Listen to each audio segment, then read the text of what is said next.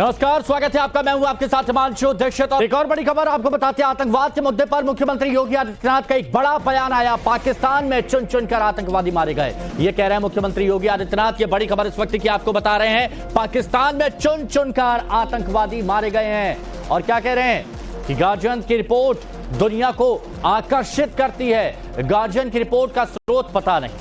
2021-22 में पाकिस्तान में कई आतंकी मारे गए हैं। ये मुख्यमंत्री आदित्यनाथ योगी का बयान। 2 दिन पहले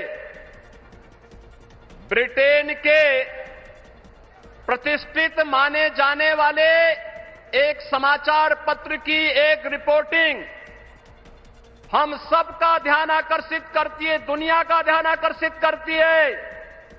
उसने जिक्र किया है 2021-22 में उन्होंने इस बात का उल्लेख किया है कैसे पाकिस्तान के अंदर चुन चुन करके आतंकवादी मारे गए थे और उन आतंकवादियों को कैसे नष्ट किया गया था।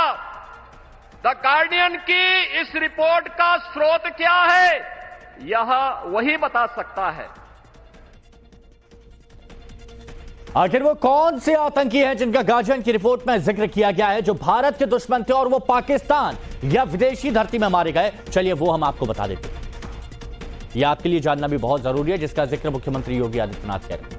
पहला आतंकी जाहिद अखुंद उर्फ जहूर मिस्त्री, जिसका जिक्र यहां पर किया जा रहा है। पहले आतंकी की बात यहां पर की जा रही है। जाहिद अखुंद उर्फ जहूर मिस्त्री एयर इंडिया विमान हाईजैकर, भारत के दुश्मन जो पाकिस्तान में खत्म हुए। सबसे पहला तो ये। दूसरा नाम शाहिद लतीफ, पठानकोट हमले का मास्टरमाइंड था लेकिन मारा गया। काम तमाम, भारत का दुश्मन पाकिस्तान में खत्म हुआ। इसके बाद किसका नंबर आता है? बशीर अहमद पीर का नंबर आया। हिजबुल मुजाहिदीन का टॉप कमांडर है, भारत का दुश्मन, यह भी पाकिस्तान में खत्म हुआ। फिर नंबर आता है सलीम रहमानी का, मोस्ट वांटेड आतंकी, बहुत दहशत फैलाई लेकिन पाकिस्तान में खत्म हो गया, यह भी भारत का दुश्मन, इसकी भी जिक्र किया गया है। परमजीत सिंह पंजवार, खालिस्तानी आतंकी, खालिस्तानी विचारधारा को बढ़ाने की कोशिश, लेकिन यह भी पाकिस्तान में मारा गया, भारत का दुश्मन था। और इसके अलावा रियाज अहमद उर्फ अबू कासिम, इसका नाम आपने बहुत सही सुना होगा, लश्कर तैयबा का कमांडर, बहुत दहशत फैलाई, जम्मू कश्मीर में आइडल बन रहा था लेकिन क्या हुआ, पाकिस्तान में खत्म हो गया। यह भारत का दुश्मन अबू कासिम जो लश्कर तैयबा का कमांडर था। गार्जियन की रिपोर्ट में इस बात का जिक्र किया गया। मुख्यमंत्री योगी आदित्यनाथ ने अपनी बात यहां पर रखी। तो कैसे एक एक करके पाकिस्तान में भारत के दुश्मन खत्म हुए, ये यहां पर आपने देखा। अब जयपुर की रैली से कांग्रेस का मोदी सरकार पर हमला, ये अगली बड़ी खबर आपको बता देते हैं। सोनिया गांधी और खड़गे ने पीएम मोदी पर निशाना साधा। और सोनिया गांधी क्या कह रही हैं? यह देश कुछ लोगों की जागीर नहीं है, नेताओं को बीजेपी में शामिल करने का हथकंडा है, ये तानाशाही है और इसका जवाब हम जरूर देंगे, ये सोनिया गांधी कह रही हैं। दुर्भाग्य से आज हमारे देश में ऐसे नेता सत्ता में विराजमान हैं। मोदी जी खुद को महान मानकर देश और लोकतंत्र की मर्यादा का चिरहरण कर रहे हैं। विपक्षी नेताओं को डराने धमकाने, भाजपा में शामिल कराने के लिए तरह तरह के हथकंडे अपनाए जा रहे हैं। मोदी ने यह कहा बाहर के देशों में कांग्रेस पार्टी के लोग काला धन रखा है, वो काला धन लाकर मैं हर एक को 15-15 लाख दूंगा। दिया 15 लाख। अरे प्रधानमंत्री कैसा झूठ बोलता है भाई। वो हमेशा यही कहते हैं हरिश्चंद्र के बाद मैं ही पैदा हुआ हूं।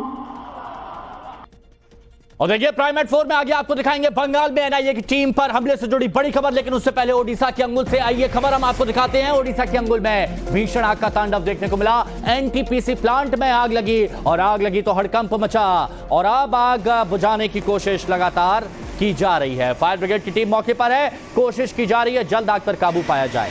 अब तक किसी के हताहत होने की खबर नहीं, आग कैसे लगी ये भी पता नहीं, लेकिन आग बड़ी खौफनाक, भयानक, जोरदार, तस्वीरों में जैसा दिख रहा है। एनटीपीसी प्लांट में जोरदार आग, और अब प्लांट में जोरदार आग लगी तो देखिए कैसे ऊपर से सामान यहां पर गिर रहा है आग में पिघल के। ओडिशा की तस्वीरें।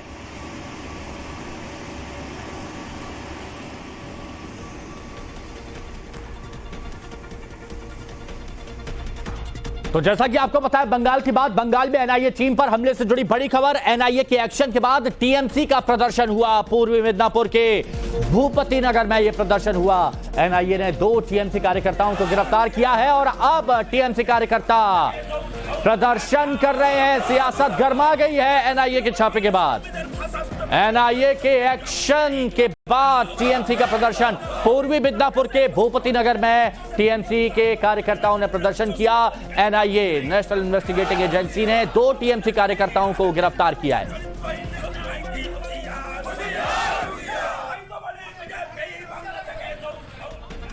टीएमसी प्रदर्शन कर रही है, ममता बनर्जी बयान दे रही हैं। रात में रेड करने क्यों गए, ये ममता बनर्जी कह रही हैं कि एनआईए रेड की आलोचना करते हुए ममता बनर्जी कह रही है कि रात में जरूरत क्या थी एनआईए को रेड करने की, यानी कब रेड करनी है ये ममता बनर्जी अब बताएंगी।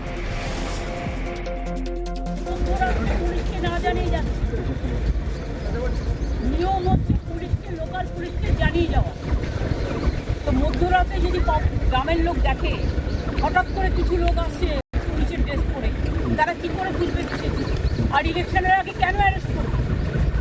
যদি সবাইকে অ্যারেস্ট করে বিজেপি কি মনে করে সব বুথ এজেন্টকে অ্যারেস্ট করবে, সব ভোট ম্যানেজারদের অ্যারেস্ট করবে, পরে ভোটে জিতবে? শূন্য গুলি ছুটছে। 2 জন তৃণমূল কর্মীকে অ্যারেস্ট করেছে আজকে। বলছি কি অধিকার আছে না এর? শুধু বিজেপিকে সাপোর্ট দেওয়ার জন্য। বিজেপি নোংরামি খেলা খেলছে, আমরা সারা পৃথিবীতে আওয়াজ তুলি।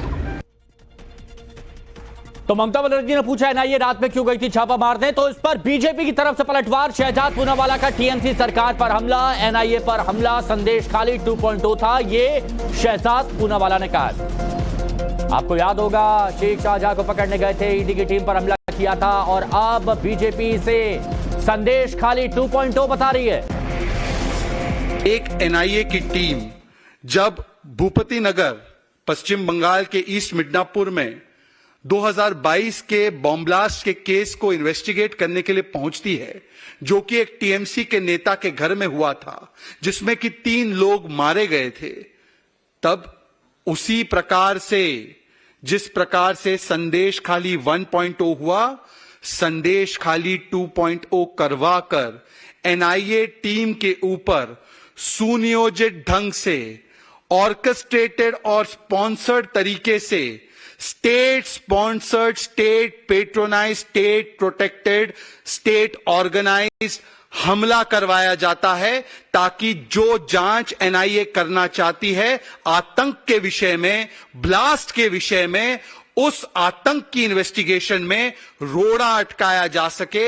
ठीक उसी तरीके से जिस प्रकार से संदेश खाली में भ्रष्टाचार की इन्वेस्टिगेशन में रोड़ा डालने के लिए और शाहजहां को बचाने के लिए एक सुनियोजित ढंग से हमला करवाया गया था ईडी के ऑफिशियल्स पर। हमले के पूर्व पक्षकार खबर, जानलेवा हमला, मस्जिद में घेर कर इकबाल अंसारी की पिटाई हो गई। अलविदा की नमाज पढ़ने गए थे इकबाल अंसारी, आरोपित अयूब और साथियों पर मारपीट का केस दर्ज हो गया। सीएम योगी की तारीफ कर दी, और इस पर सीएम योगी की तारीफ करने का जिक्र करने पर पीट दिया। मस्जिद की खिड़की खोलने के वक्त आरोपियों ने घेर लिया। ईद से पहले अलविदा की नमाज होती है। इकबाल अंसारी घर के पास बिजली की मस्जिद में अलविदा की नमाज पढ़ने गए थे और उसी दौरान उन्हें निशाना बनाया गया।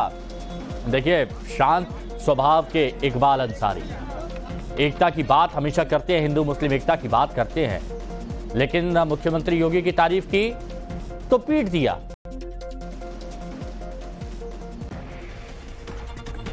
और इस पूरे मामले में इकबाल अंसारी की मुंह जुबानी आपको सुनवाएंगे, लेकिन उससे पहले 3 तस्वीरों में पूरा मामला समझिए। 3 तस्वीरों। पहली तस्वीर, कैसे मस्जिद में खिड़की खोलने का बहाना बनाकर मारपीट की गई। दूसरी तस्वीर, कैसे पुलिस की मौजूदगी में मारपीट हुई, पुलिस मौजूद थी। और तीसरी तस्वीर, कैसे वो वारदात के बाद जैसे तैसे मस्जिद से बाहर आए। आज जो है जुमा था, विदा है, और मैं भी नमाज पढ़ने गया था, हमेशा जाया करता हूँ। नमाज जो है खत्म हो चुकी, दुआ मांगने का टाइम था। बगल में खिड़की लगी हुई थी, खिड़की हमने खोल दिया। वो दौड़ करके आया, खिड़की को बंद करने लगा। आपका खिड़की को बंद करोगे, जो खिड़की लगी है तो ये खोलने के लिए वो हाथापाई करने लगा। उसका कहना है कि तुम नमाज पढ़ने आते हो कि यहाँ राजनीति करते आते हो, यहाँ बाबा की तारीफ करते हो। उसका एक ही मकसद है कि जो है बाबा की बुराई करो, हिंदुस्तान में अफरा तफरी का माहौल रहे। उसका यही केवल मकसद है। इसी बात को लेकर के वो हमारे ऊपर हमलावर हो गया और हाथापाई करने लगा। सरकार के पास जितनी भी है आजकल, वो सारे सुरक्षाकर्मी बिल्कुल मुस्तैद हैं। कहीं भी कोई घटना होने नहीं पाती। इसी की देन है कि जो हम बच गए, वरना ये हाथापाई करते। और ये लोग जो है 2-3 इनके साथ में 2-3 इनके समर्थक रहे, वो मीडिया में कैद है। अगर उस जो है अकेले अगर सुरक्षाकर्मी ना होते तो हमारे ऊपर ये घटनाएं बहुत बड़ी घटती। और आगे आपको दिखाएंगे बच्चे चोरी गैंग से जुड़ी बड़ी खबर। उससे पहले देखिए पंजाब में कैसे हो गई एसीपी की मौत। पंजाब के लुधियाना में समराला के पास फ्लाईओवर पर देर रात 1 बजे भयानक सड़क हादसा हुआ। हादसे में फॉर्च्यूनर कार में सवार एसीपी और उनके गनमैन की मौत हो गई, जबकि एक ड्राइवर पुलिस कर्मचारी गंभीर रूप से घायल है। उत्तर प्रदेश के झांसी में मामूली बात पर एक युवती ने जमकर हंगामा किया। दरअसल स्कूटी से ओवरटेक करने को लेकर युवती के एक दंपति से बहस हो गई। आरोप है कि युवती ने दंपति के साथ बदतमीजी और हाथापाई की। यहां तक कि जब पुलिस मौके पर पहुंची तो युवती पुलिस कर्मियों से भी भिड़ गई।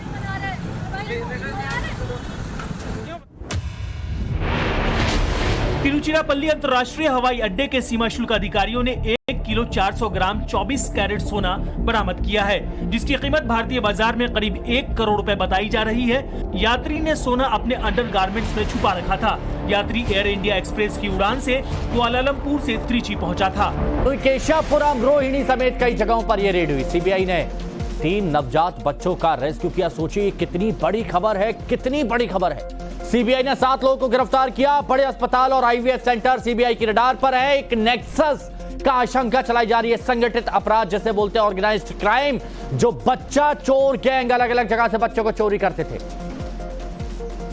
केशवपुरम में हम मौजूद हैं। केशवपुरम के नारंग कॉलोनी का ये त्रिनगर का इलाका है और यहाँ अगर आप देखेंगे तो ये 711 गली नंबर 9 और ये आप देखेंगे तो यहाँ पे इसी घर के ऊपर यानी 4th फ्लोर के ऊपर जो है वहां से एक महिला को गिरफ्तार किया गया है और उसके साथ यहाँ से 2 बच्चों को रेस्क्यू किया गया है। इस पूरे ऑपरेशन के दौरान जो है वो कई लोग अब इसकी जद में आने वाले हैं। सीबीआई की टीम अलग अलग इलाकों में छापेमारी कर रही है। पहले से इस ऑपरेशन की प्लानिंग की गई थी, अलग अलग इलाकों में रेकी की गई थी और उसके बाद इस ऑपरेशन को अंजाम दिया गया है। वार्ड बॉय और एक महिला जो है उसकी भी संलिप्तता इस पूरे मामले में नजर आ रही है। यही कारण है कि सीबीआई ने उसको भी गिरफ्तार किया है। रायबरेली और अमेठी से लगी सुल्तानपुर सीट। एक बार फिर लोकसभा चुनाव 2024 को लेकर सभी राजनीतिक दलों की निगाहें इस बेहद खास सीट पर है और बीजेपी ने सीट से एक बार फिर मौजूदा सांसद मेनका संजय गांधी को मैदान में उतारा। रिपोर्ट हम आपको बताएंगे, जिक्र करेंगे इसका।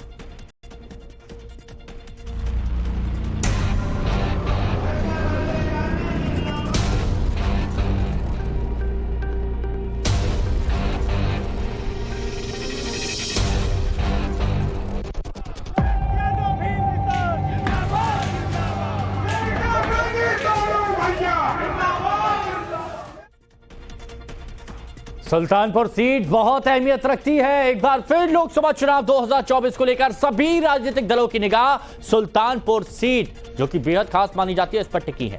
बीजेपी ने सीट से एक बार फिर मौजूदा सांसद मेनका संजय गांधी को मैदान में उतारा। तो जातीय समीकरण को साधने के लिए समाजवादी पार्टी कांग्रेस गठबंधन ने भीम निषाद को प्रत्याशी बनाया है। हालांकि बसपा ने अभी तक उम्मीदवार यहां पर नहीं उतारा। कौन होगा, इंतजार करना होगा।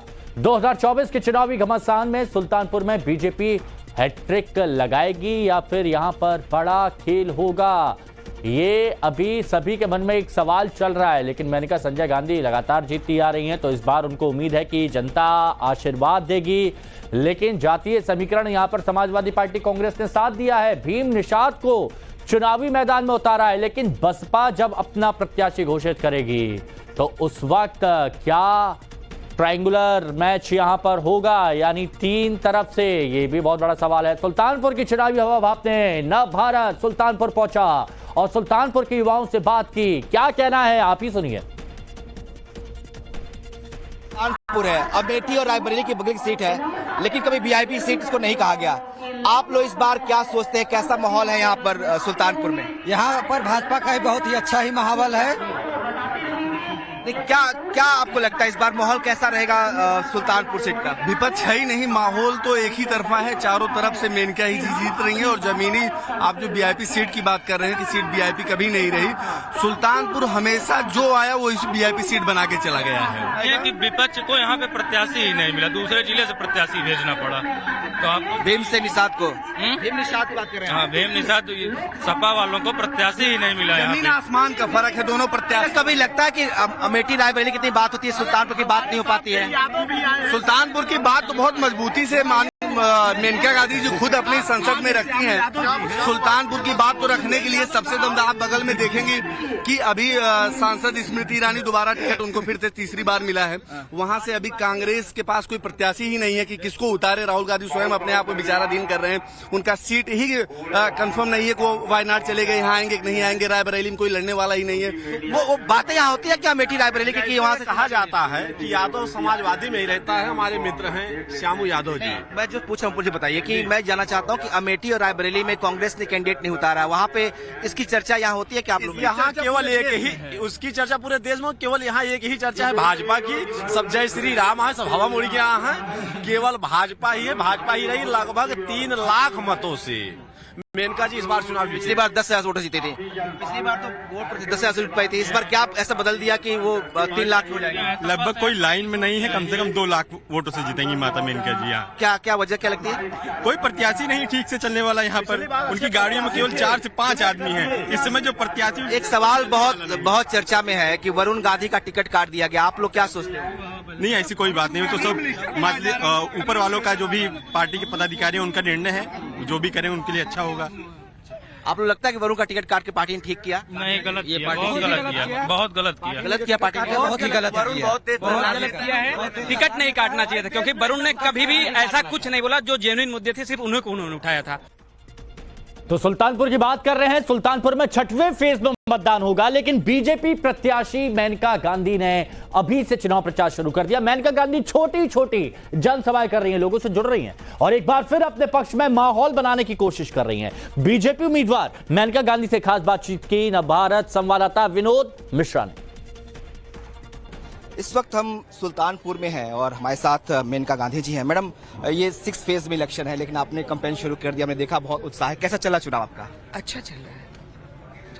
आप सेकंड टाइम यहाँ पे, आपने भी कह रही थी कि यहाँ पे अंतर्राष्ट्रीय उम्मीदवार आते थे, चले जाते थे, मैं माँ हूँ और मैं आई थी, प्रॉमिस किया था। कोई ऐसा सपना जो यहाँ का लोगों का था आपने पूरा किया उन 5 सालों में, या आगे अगले 5 सालों के लिए हो? कौन सा पूरा नहीं किया, सब कुछ तो हुआ जिसको चाहिए था, बड़े बड़े कामों में हो गया। लेकिन उससे ज्यादा एक माहौल बदलने वाली बात थी जी। अब तो लोगों के पास आशा है कि अगर कोई उनसे रिश्वत मांगे, कोई पुलिस वाली बात नहीं सुने, तो उनको मालूम है कि उसका उपाय है। अभी आप बता रही थी कि इंसान के तौर पर सोचना चाहिए, जाति पात की बात नहीं करना चाहिए। कांग्रेस जो है पहले कहती थी कि न जात पर न पात पर, इंदिरा जी की बात पर मुहर लगेगा हाथ पर, लेकिन वही कांग्रेस पार्टी अब हर चौराहे पूछती है कि आप किस जाति के हो, लोगों से पूछती है, मीडिया से पूछ लेती है। क्यों ये बदलाव, कैसे? इसीलिए तो इतना अच्छा नहीं कर रही है ना, इसीलिए तो नहीं इतना अच्छा कर रही है। ये देश उससे बहुत आगे बढ़ गया है। हाँ, उसके लक्षण कहीं ना कहीं दिखाई देते हैं, लेकिन उसके आगे बढ़ रहा है। सबको तरक्की चाहिए, सबको चाहिए कोई मददगार, कोई रक्षक आए, उनकी मदद करे। वही उसी पर अगर चले जाते तो अच्छा होता। हमने देखा बहुत सारे यूथ से मैं बात कर रहा था, बहुत जोश में थे, वो कह रहे थे इस बार इतने अधिक मतों जिताएंगे। यहाँ मंच में नारे लग रहे थे कि आपको कैबिनेट में पहुंचा देंगे इस बार। देखिए, कैबिनेट में हो या ना हो जी, ये हमें कोई फर्क नहीं पड़ता है जी। काम होना चाहिए सुल्तानपुर के लिए जी, वो हमें फर्क पड़ता है। इस दफा भी हम कैबिनेट में नहीं थे, लेकिन काम तो एक जगह कुछ रुका नहीं जी, तो फिर अच्छी बात है ना। एक सवाल आखिरी है, यहाँ पे यूथ से बात कर रहा था, वो कह रहे थे कि अरुण भैया का टिकट काट के पार्टी ठीक नहीं किया। इसका क्या लगता है कि क्या वजह रही होगी इसके पीछे? पार्टी क्या सोच के किया होगा ऐसा? आप नेता भी हैं। मुझे नहीं मालूम, वो एक अच्छे एमपी है और जो भी होगा देश के लिए अच्छा होगा। उनका टिकट काटना देश के लिए अच्छा होगा? मैं कह रही हूँ जो भी वरुण करेंगे देश के लिए अच्छा करेंगे। यहाँ कैंपेन करने आएंगे क्या? बस एक आखिरी ये सवाल है। फिलहाल तो हमने फैसला नहीं किया। तो आपको लगता है कि आपके बेटे बहू यहाँ आएंगे? इस पिछली बार वो आए थे। यहाँ जनता के दिलों में है। अच्छा, जनता के दिलों में बसती सांसद जी।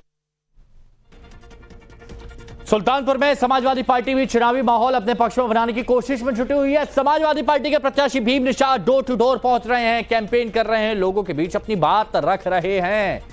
न भारत ने उनसे भी बातचीत की और वो दावा कर रहे हैं कि सुल्तानपुर में वो होगा जो सबको चौंका देगा। क्या दावा किया, उसके पीछे तर्क क्या दिया, सब कुछ आपके सामने।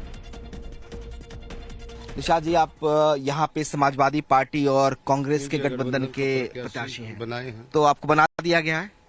ये सवाल हम इसलिए पूछ रहे हैं क्योंकि आप देख रहे हो आजकल टिकट मिलता किसी और को है, नामांकन कोई और करता है, फिर दूसरा कोई और करता है। कुछ नहीं, ऐसा कुछ नहीं। मानी जी ने भेजा है और सुल्तानपुर की जनता का सेवा करने के लिए भेजा है और सेवा करूंगा और प्रत्याशी हूँ और रहूंगा। कैसा चुनाव देख रहे हैं? आपने बड़ी बात कही कि प्रत्याशी हूं और प्रत्याशी रहूंगा, तो ये बड़ी बात है। दूसरी बात ये कि चुनाव कैसा देख रहे हैं, क्योंकि यहाँ पे बीजेपी ने दोबारा से यहाँ के सांसद को मौका दिया है। बीजेपी का कोई मतलब नहीं है, लड़ाई में है ये नहीं है। लड़ाई में केवल कांग्रेस और समाजवादी पार्टी है, इसमें आम आदमी पार्टी भी है। सुल्तानपुर जनता ने समाजवादी पार्टी को साइकिल दिया नहीं, इसलिए आपका चुनाव इसलिए जातीय समीकरण बना करके हमारे सफाई नरेश ने भेजा है।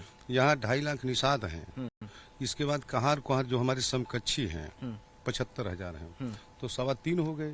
ये 3.25 जो है बीजेपी की तरफ जाते थे और हमारी वजह से ये हमारे साथ आएंगे, तो 2.5 लाख वोट ये होगा और पार्टी का वोट होगा 3 लाख।